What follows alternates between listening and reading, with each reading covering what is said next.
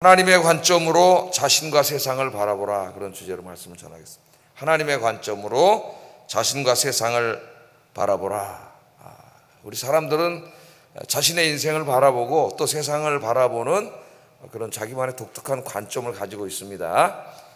그 독특한 자기의 관점을 가치관, 혹은 더 크게 말하면 세계관이라고 그렇게 말할 수가 있겠어요. 오늘 말씀은 그것과는 조금 비슷할 수도 있고 다를 수도 있습니다. 자, 먼저 그러면 하나님의 관점으로 자신을 바라보라 그랬는데, 그럼 세상의 관점으로 자신을 바라보지 말라는 말씀이 되겠죠. 세상의 관점은 뭐예요? 사람들을 바라보거나 내 인생을 바라볼 때 어떤 내가 가지고 있는 어떤 경제력이나 어떤 학력이나 어떤 사회적 신분이나 이처럼 인간이 살아가면서 자기가 성취한 어떤 그런 것들의 관점에서 자신을 바라보는 거예요. 그 세상의 관점으로 바라보는 것이죠. 그렇게 바라보면 어떻게 되겠습니까? 그 모든 것들을 성취한 사람은 굉장히 교만해지고 그 인생에 하나님보다 그것들을 더 소중하게 여기고 그렇게 살아갈 거예요. 그러나 그것들을 성취하지 못한 사람, 얻지 못한 사람은 어떻게 되겠어요? 열등의식에 사로잡히게 되겠죠. 나 이거 어떤 것들을 갖지 못했으니까 열등의식을 갖게 될 것이고, 자기의 인생을 비관하게 되고, 그렇게 되면 감사가 사라지고 하나님을 원망하게 되고 인생이 불행해지게 될 겁니다. 그래서 오늘 여기 가르치는 이 야고보서 1장 우리가 읽은 9절 11절의 말씀은 자기의 인생과 세상을 바라보는 중요한 관점의 치유를 하시는 거예요. 세상의 관점으로 바라보지 말고 하나님의 관점으로 바라봐라. 그 사람이 부자이든 가난한 사람이든 많이 배웠든 배우지 못했든 다 마찬가지입니다. 하나님의 관점으로 바라봐야 하나님이 기뻐하시는 삶을 살 수 있음을 가르치고 있습니다. 자, 당시 그 로마 제국이 지금 야고보서가 누구에게 쓴 거예요? 흩어져 있는 성도들. 그래서 흩어져 있는 성도들이 예루살렘 주변에 흩어져 있는 그 좁은 의미인지 아니면 로마 제국 전역에 흩어져 있는 성도들인지는 학자들 간의 견해가 나누지만 크게 의미는 없다 그랬습니다. 어쩌면 어떡하겠어요. 로마 제국 전역에 흩어져 있는 흩어진 성도들, 하여튼 그리스도인들을 말하는 거예요. 예수 믿고 구원받은 그리스도인들을 말합니다. 자, 이 그리스도인들 중에 다 그런 건 아니지만은 훨씬 더 많은 사람들이 가난한 사람들, 못 배운 사람들, 그런 사람들이 상당히 많았습니다. 어떤 그 당시에 큰 농장이나 큰 사업장에서 어떤 이렇게 이제 노동을 하거나 노예로 그렇게 살다가 예수를 믿고 구원받은 사람들이 많이 있었어요. 이분들이. 그런데 이제 이분들이 맨 처음에 예수 믿고 구원받아서 하나님의 자녀가 되고, 또 하나님의 자녀가 됐으니까 하나님의 것을 상속받을 자가 되는 거죠. 이는 큰 축복의 신분으로 자기들 변화가 됐잖아요. 그것을 깨닫고 감사하면서 살았는데, 인간인지라 이제 매일 가면 어디 가요? 사업장에 가면 그 부자들을 보잖아요. 주인들을 보게 되고, 그 사람들이 어떻게 교만하고 거만하고 깔보고 얕보고 그런 상처를 받고, 그들의 부를 부러워하게 되고 질시하게 되고 이러면서 시험에 들기 시작하는 거예요. 그 자기를 하나님의 관점에서 바라보면 굉장히 축복받은 사람인데, 자기가 자꾸 이제 어떻게 돼요? 매일 세상이 보이니까 세상의 관점에서 자기를 보면서 열등의식에 빠지고 감사가 사라지고 믿음이 흔들리는 거예요. 원망이 나오고, 또 부자들은 어때요? 교만해지고, 그리스도인들 중에서도 부자들은 교만해지고 하나님보다 돈을 더 높은 가치에도 그렇게 병든 거죠. 부자들도 병든 거예요. 가난한 사람들도 병들고. 왜? 하나님의 관점으로 보지 못하고 세상의 관점으로 바라보기 때문에. 그래서 오늘 하나님은 야고보 사도를 통해서, 이 야고보를 통해서 이 병을 치유하시는 겁니다. 치유. 자, 이게 전반적인 이야기예요. 그래서 오늘은 가난한 자들에게 이야기하고 또 부유한 자들에게 이야기해서 이것을 다 치유해야 됩니다. 치유해서 가난한 자든 부한 자든 자기의 인생을 하나님의 관점에서 바라보도록, 그래야 바른 신앙생활을 할 수가 있어요. 자, 먼저 이렇게 말씀합니다. 9절에 낮은 형제는 자신의 높음을 자랑하고. 이게 무슨 말일까요? 낮은 형제는 자신의 높음을 자랑하고. 여기 낮은 형제들은 헬라어 타페이노스라는 말, 헬라어는 몰라도 됩니다만은 이걸 번역한 것인데 두 가지 의미가 있습니다. 낮다, 낮은 형제들. 그러니까 자매들은 빠지는 게 아니라 낮은 형제 자매들이에요. 고대 사회에서는 이제 대체로 남자들로 대표를 했죠. 옛날에 영어에서도 이제 man 그러면 인류 그랬는데 요새는 이제 man 그래서 인류를 대표하는 글을 쓰면은 미국에 가면 F 맞습니다. 대학에 가면. 왜? 남자만 인류의 대표인가요? 그래서 man 슬래시하고 woman 이렇게 써야 돼요. 그래야 인류가 되는 거예요. 요새 man만 쓰면은 빨간 걸 딱 거버려요. 자, 그러나 이 시대는 그런 시대가 아닙니다. 낮은 형제는, 그러니까 이제 낮은 형제 두 가지 의미가 있는데, 첫째는 성경에서 겸손하다는 뜻으로 상징적으로 쓸 때가 있어요. 겸손하다, 자신을 낮추는 자, 겸손한 자잖아요. 그런 의미가 있고요. 또 한 가지 이제 성경의 의미는 경제적으로 가난하다, 가난한 사람들, 낮은 자들이라 했습니다. 가난한 사람들. 오늘 본문에서는 후자의 뜻으로 쓰였습니다. 후자의 뜻. 자, 야고보가 지금 누구에게 말을 하고 있냐면은 사회적으로 경제적으로 가난한 그리스도인들에게 말하는 거예요. 낮은 자들, 낮은 형제들, 낮은 형제는 자신의 높음을 자랑하라, 그렇게 이야기하고 있습니다. 자, 높음이 뭡니까? 경제적으로 가난한 사람들, 아까 제가 서론에서 말했지만 큰 농장이나 사업장에 가서 노동을 해서 먹고 사는 사람들이에요. 신부인 노예일 수도 있고 자유민일 수도 있지만은 노동을 해서 먹고 사는 사람들입니다. 하루하루가 팍팍하고 가난한 사람들이에요. 그런데 그 사람들에게 하나님이 야고보를 통해서 뭐라고 말씀하면 네 높음을 자랑하라. 높음. 뭐가 높은 게 있을까요, 여러분? 예? 뭐가 높은 걸까요? 자, 높음을 자랑하라고 하는데 결론부터 말하면 가난한 그리스도인들을 말하는 거예요. 형제들이라 그랬으니까. 이 가난한 그리스도인들이 자랑해야 될 높임이 뭐냐면 두 가지예요. 두 가지. 첫째는 성도들의 현재 높아진 신분입니다. 자기가 예수 그리스도를 믿고 구원받는 순간 높아진 신분이에요. 여러분 예수 믿고 구원 받으셨죠? 그럼 여러분의 신분이 높아졌어요. 신분 상승, 엄청난 신분 상승이 이루어졌어요. 깨닫지 못해서 그렇지. 예? 자꾸 세상의 관점으로 보니까 안 보여서 그렇지. 하나님의 관점으로 보면 보이고 깨달아집니다. 그 높은 신분이 뭐냐면 하나님의 자녀가 된 거예요. 하나님의 자녀. 하나님이 누구세요? 이 우주와 인간을 창조하신 만왕의 왕이시죠. 이제 잠시 후면 이 세상 인류, 이 왕들, 대통령들, 이 국가라는 게 다 없어지고 이 땅에 하나님 나라가 세워지죠. 그럼 이 하나님 나라의 왕은 하나님이세요. 지금 여기 왕들은 다 모조품들이에요. 모조품. 권력자들은 다 모조품에 불과해요. 진짜 왕은 하나님이세요. 그런데 우리가 예수 믿고 뭐가 됐어요? 예? 하나님의 자녀가 되는 권세를 주셨다 그랬죠. 영접하는 자, 곧 그 이름을 믿는 자들에게는 하나님의 자녀가 되는 권세. 그래서 하나님의 자녀를 권세라는 거예요. 여러분, 우리 아버지가 왕이면 어떻게 되겠습니까? 옛날 고대 사회에서 우리 아버지가 왕이면 난 누구예요? 왕자죠. 딸들은 누구예요? 공주죠. 그럼 그 권세가 얼마나 막강하겠어요. 예? 그것을 우리가 깨닫지 못하는 거예요. 그래서 높아짐을 자랑하라. 첫 번째는 우리가 예수 믿고 구원받아서 왕이신 하나님의 자녀가 됐다. 지금은 피부로 안 느껴져도 이제 하나님의 나라가 임하면 피부로 느껴질 거예요. 신분이. 그 높아진 신분입니다. 두 번째는 성경에서 보면 하나님의 자녀가 됐기 때문에 하나님의 자녀들에게는 뭘 약속하셨어요? 하나님이 하나님 나라를 상속해 주신다 그랬잖아요. 상속. 그래서 하나님의 자녀들의 또 다른 축복은 이 우주가 다 하나님 것인데 우리가 그것이 정확하게 뭔지 모르지만은 하나님의 상속자가 됐다고 이야기해요. 상속. 자식은 누구예요? 아버지의 재산을 상속받을 사람이죠. 그래서 하나님의 상속자가 된 거예요. 이 땅에 하나님 나라가 이루어질 때 하나님 나라의 고귀한 것들을 하나님 우리에게 어떻게 주셔요? 자녀들에게는 상속해 주심이 약속됐습니다. 아직 그것을 우리가 여기서 다 받지 못했지만 하나님 나라가 이루어지지 않았기 때문에 우리는 그것을 약속받은 사람들이에요. 아직은 보이지 않고 실현되지 않았지만 그것이 약속된 사람들.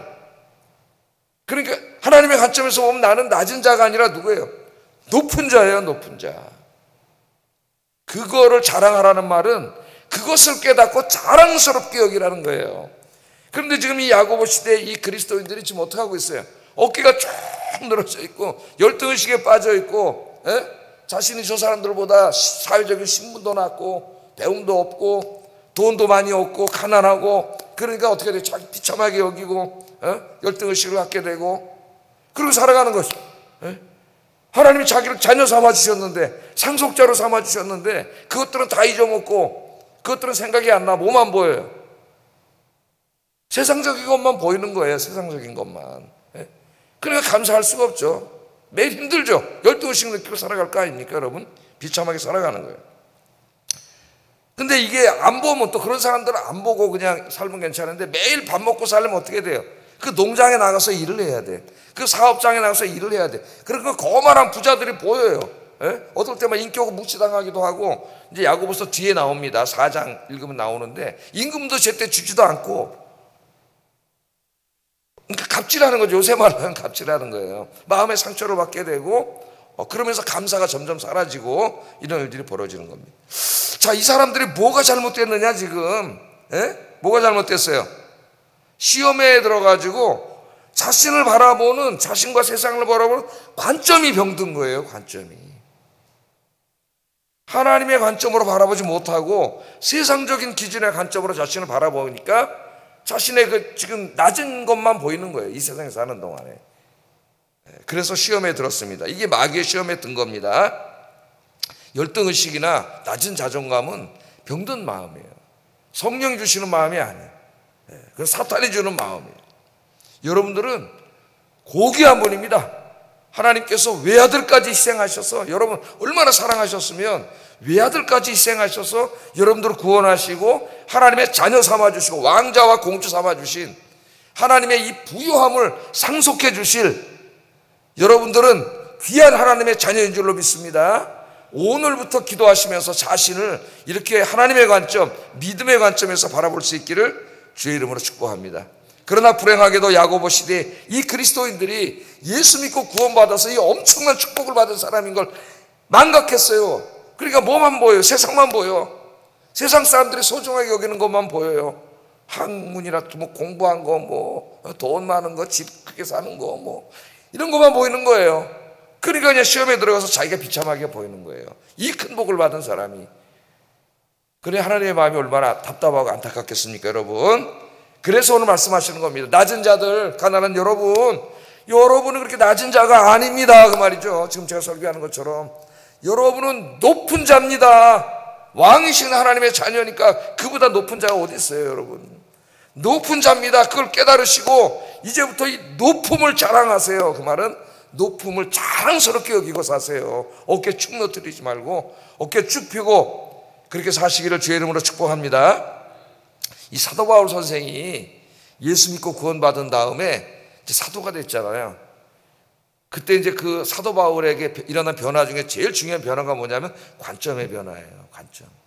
예수 믿으면 이제 관점이 변해야 돼요. 네? 고린도후서 5장 16절 17절에 이렇게 얘기합니다. 한번 읽어보겠습니다. 시작.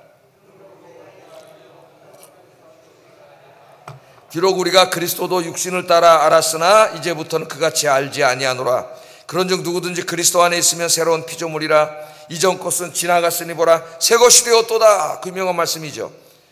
우리는 뒤에 말씀을 많이 알고 있습니다. 새로운 피조물이라. 이전 것은 지나갔으니 보라 새 것이 되었도다. 그런데 그 전제가 뭐예요? 이제부터는 어떤 사람도 육신을 따라 알지 아니하노니, 이 말입니다. 육신을 따라, 그러니까 육신의 기준으로 보지 않겠다 그 말이에요. 육신을 따라 알지 아니하노니. 자, 바울 이 사람 누굽니까? 예수님 믿기 전에는 세상의 관점으로, 육신의 관점으로 자신을 바라보고 다른 사람들을 바라보고 세상을 평가했던 그런 사람이에요. 저 사람을 바라볼 때 그 사람이 하나님의 형상으로 지음받은 사람이고 구원받은 하나님의 자녀고 이렇게 존재론적으로 사람을 바라본 게 아니라, 그 사람의 존재 자체를 바라본 게 아니라 그 사람이 성취한 그 무엇, 그걸 이제 에리크 프롬은 소유라 합니다. 소유. 그 사람이 성취한 그 무엇, 학력, 뭐 돈, 이런 것을 기준으로 사람을 바라봤어요. 이 사람이 어느 학교를 나왔는지, 재산은 얼마나 있는지, 어떤 직장에 다니는지, 집안은 어떤 집안인지, 외모는 어떻게 생겼는지에 따라 사람을 평가했습니다. 자, 그러나 부활하신 예수님을 만난 후에 바울은 그러한 생각이 얼마나 어리석은 생각인 걸 깨닫게 되지요. 부활하신 예수님의 영광 속에 자기가 들어갔잖아요. 부활하신 예수님 만났잖아요. 그래서 뭐라 그랬어요? 이 모든 것들을 내가 다 이제는 배설물로 여기노라. 바울 자신이 어떤 사람입니까? 그 모든 것을 다 가진 사람이에요. 당대 최고의 학자입니다. 그 다음에 아버지가 군용 텐트, 로마의 군납 텐트를 만든 사람들이 해서 사업을 해서 돈도 엄청 많은 부자예요. 사도행전에 보면 총독이 바울에게 돈 좀 받을까 했다 이런 말이 나와요. 재산이 많은 사람이에요. 공부도 제일 많이 해가지고 그 당시에 최고 약자입니다. 또 율법 전문가예요. 유대인들의, 바리새인들에서도 최고 열심히 있는 사람. 그 당시에 사람들이 부러워할 만한 모든 것을 다 가진 사람. 얼마나 교만하겠어요, 이 사람이. 그게 최고, 거기에 최고의 가치를 두고 그렇게 살았습니다. 그걸 다 성취했어요. 그게 최고인 줄 알았어요. 그런데 부활하신 예수님을 만나고 보니까 그게 다 뭐예요? 배설물이에요, 배설물. 그 배설물을 자랑하는 사람이 있겠습니까, 여러분?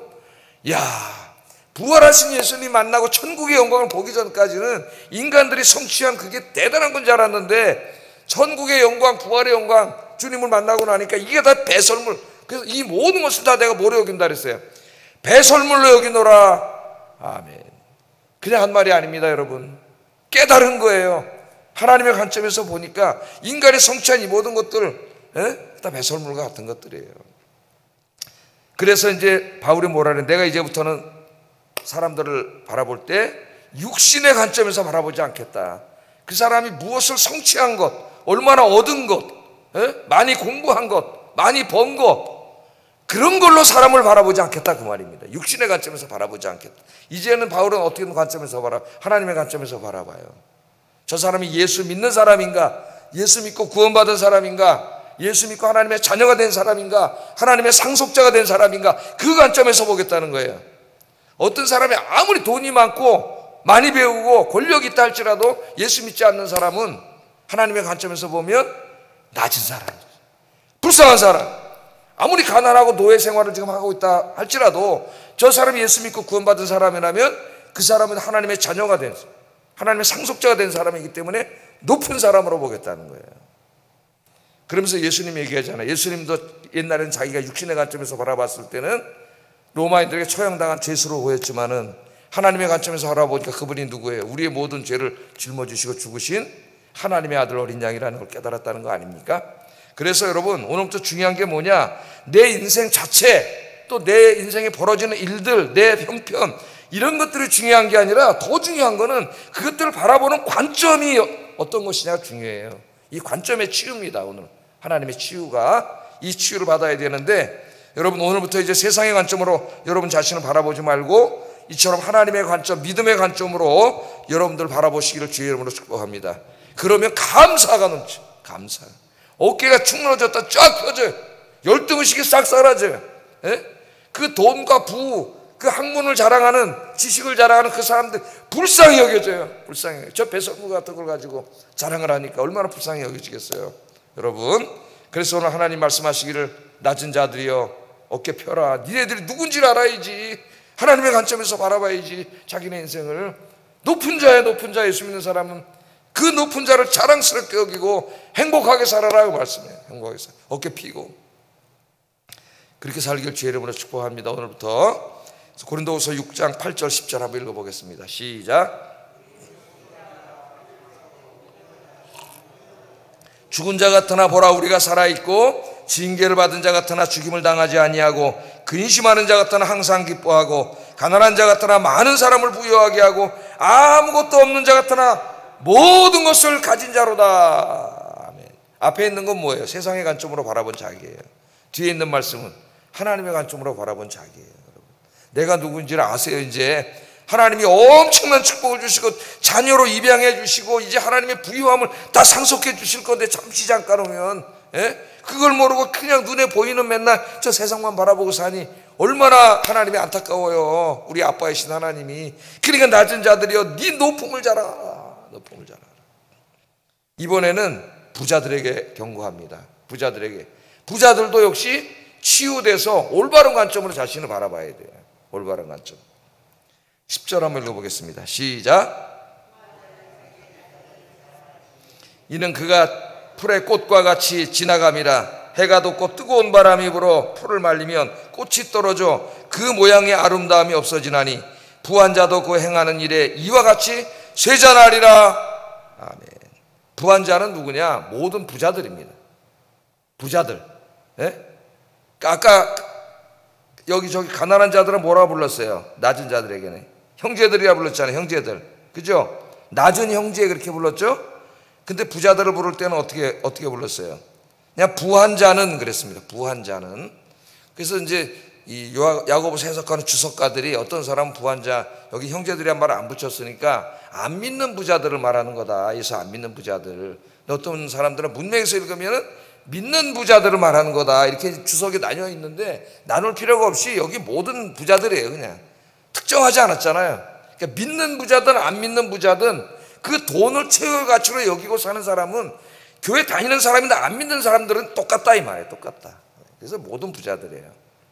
모든 부자는 뭘 자랑해요? 자기의 낮아짐을 자랑하라. 낮아짐을 자랑할 게 뭐가 있겠어요, 여러분? 이거는 좀 역설적인 말이죠. 비꼬는 말이 있고, 낮아짐을 자랑하라. 그렇게 얘기했습니다. 그러니까 그 부가 영원하지 않고 금방 없어지고 아주 보잘것없는 것이라는 것을 깨달으라 그 말입니다. 이 말씀은. 자, 낮아짐을 자랑하라. 낮아짐을. 세상의 부가 얼마나 무가치하고 허망한 것인가를 깨달으라 그 말이에요. 깨달으라. 그걸 깨닫지 못하니까 그 부가 영원한 것처럼 생각하고 대단한 것처럼 생각하고 그걸 자랑하고 그것 때문에 교만해지고 하나님보다 그 부를 더 사랑하고 심지어는 교회 다닌다고 하는 사람들도 돈 많은 사람들을 가만히 보니까 하나님보다 돈을 더 사랑해. 하나님보다 돈에다 더 높은 가치를 둬요. 믿는 자도 그렇고 안 믿는 자도 그런데 그건 뭐 어쩔 수 없는데 믿는 자도 그러니까 똑같은 거예요. 그래서 모든 부자들을 얘기한 거예요. 똑같은 겁니다, 여러분. 자, 야고보는 오늘 말씀에서 이 돈의 부, 이 물질의 어두운 면에 대해서 이렇게 말하잖아요. 부한 자는 그의 낮아짐을 자랑할지니 이는 풀의 꽃과 같이 지나감이라. 풀의 꽃과 같이 지나감이라. 이렇게 말합니다. 자, 세상의 부라고 하는 것, 내가 이 땅에서 성취한 모든 것들은 들의 풀꽃과 같다. 풀꽃. 여러분, 봄이 되면 어떻게 돼요? 풀에 꽃이 싹 피잖아요. 얼마나 이쁩니까? 굉장히 화려하고. 그런데 조금 있다 찬바람이 불는 계절이 오면 어떻게 돼요? 싹 말라서 금방 죽어버리죠. 그 꽃이 막 봄에는 이쁘고 화려하게 보이고 그러지만 잠시 잠깐의 찬바람 불면 싹 없어져서 어디 있는지 자취도 없어 다 말라 죽어버린 들의 풀꽃과 같다. 인간의 부라고 하는 것이, 인간이 자랑하는 권력이라고 하는 것, 그 지식이라고 하는 것이 다 그와 같다. 그와 같다. 인간이 영원하지 않지 않습니까? 그래서 전도서에서는 헛되니 모든 것이 헛되다. 그 말은 허무주의를 말하는 게 아닙니다. 성경이 허무주의를 말할 리가 없겠죠. 하나님 없이 그것만을 추구하는 자들의 인생을 말하는 거예요. 하나님 안에 있으면 그것이 가치를 가질 수가 있죠. 하나님 밖에서 부와 세상의 영광을 추구하면서 하나님 저기다 저쪽으로 몰아내고 추구하는 자의 인생은 결국 헛되다는 거예요. 왜? 솔로몬이 그렇게 살았잖아요, 자기가. 그러다가 망했지 않습니까, 여러분? 회개하고 쓴 말씀이에요. 헛되고 헛되니 모든 게 헛되다. 헛되다 그렇게 말합니다.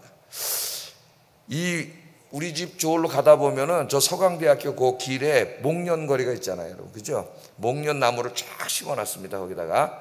옛날에 지금은 가지치기를 해놨는데 옛날에 가지치기 하기 전에는 정말 엄청나게 많이 피었어요. 목련꽃이. 그 길에 쫙 펴 있었는데 가지치기를 해놔갖고 이제 꽃이 좀 줄어들었지만은 봄만 되면 목련이 쫙 펴요. 그래서 제가 올 때 일부러 그쪽으로 와요. 조금 늦게 와도. 봄에는. 그 목련을 보려고 마음이 행복해집니다. 꽃이. 목련꽃 얼마나 커요. 하얀 꽃. 근데 그 정목련이 또 있더라고요. 정목련이. 붉은색 빛을 발하니 더 이쁘더라고요. 정목련. 벚꽃도 그렇죠. 적벚꽃이 있는데 이뻐요. 그런데 조금 있다 보면 그 다음 주에 보면 어떻게 돼요?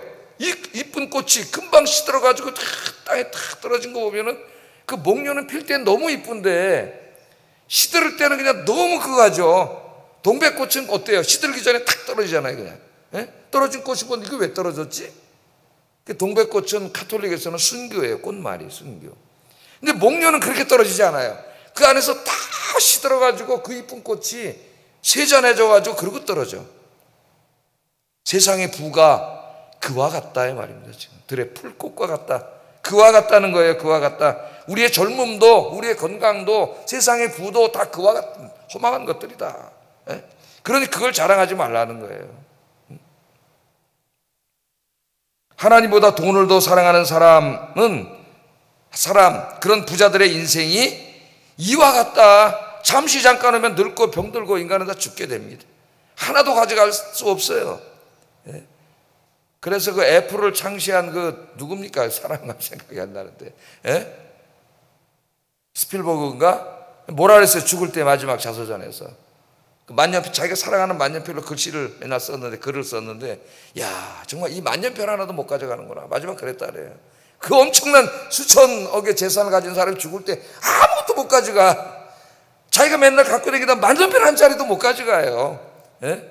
그 인생을 후회했다 하지 않습니까? 중요한, 너무나 중요한 것들이 많은데, 예? 이게 뭐라고, 이까짓 거. 이 세상의 부가 다 그와 같다는 거예요. 그와 같아. 그래서 그 부에다 가치를 두고 사는 사람, 하나님의 관점에서, 부자도 하나님의 관점, 자기를 바라봐야 되는데, 하나님의 관점에서 부를 바라보면 들의 풀과 같은 거예요. 금방 있다 없어지는 거예요. 시들어 버리는 거예요. 그걸 깨달은다면 부자가 돈이 많아도 돈에다 가치를 두지 않고 누구에게 가치를 두고 살겠어요? 하나님께 가치를 두고 믿음으로 살겠죠. 그럼 부를 갖고 자랑하고 교만하지 않고 이 하나님 주신 부로 가난한 사람들을 도와주고 하나님 영광을 위해서 쓰겠죠. 예? 그런데 부자들이 그렇지 못하기 때문에, 특별히 예수 믿는 부자들도 안 그러니까 하나님께서 이걸 치유해 주시는 겁니다. 마지막으로 하나만 말씀드리고 설교를 마치겠습니다. 요한계시록 3장에 보면 라오디게아 교회가 나오잖아요. 라오디게아 교회. 라오디게아 교회는 우리나라로 말하면 지금 강남에 최고 잘 사는 동네에 있는 교회라고 할 수가 있겠어요. 교회 건물도 크고 부자들이 사는 곳입니다. 그래서 그 사람들은 자기도 굉장히 교만했어요. 부자, 돈도 많고 교회 다니면서 그때 우리 주님께서 뭐라 그러셨습니까? 한번 읽어보겠습니다. 시작. 부족한 것이 없다 하나 내 곤고한 것과 가련한 것과 가난한 것과 눈먼 것과 벌거벗은 것을 알지 못하는도다.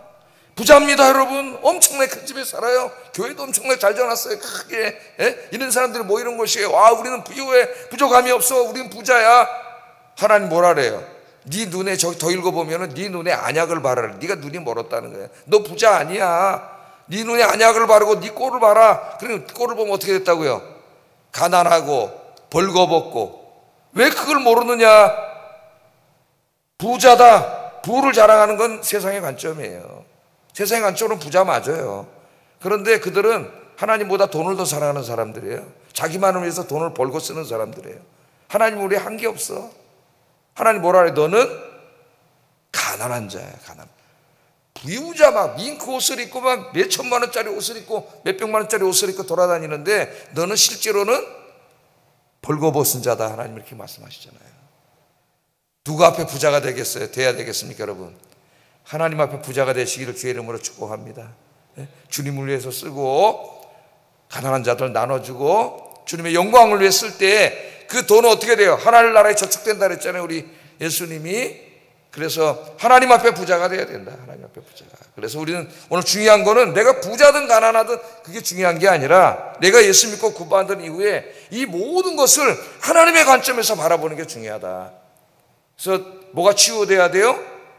나와 세상을 바라보는 관점이 치유돼야 되는데 오늘 이 관점이 치유되고 하나님의 관점에서 나와 세상을 바라보는 여러분 되시기를 주의 이름으로 축복합니다. 기도하겠습니다. 두 가지를 기도합니다. 가난하십니까? 우리는 죄사함 받고 구원받은 하나님의 자녀요, 하나님의 부유함을 상속받을 상속자입니다. 돈 좀 없다고 기죽지 말고 이 기쁨과 소망을 가지고 행복하게 살게 하소서.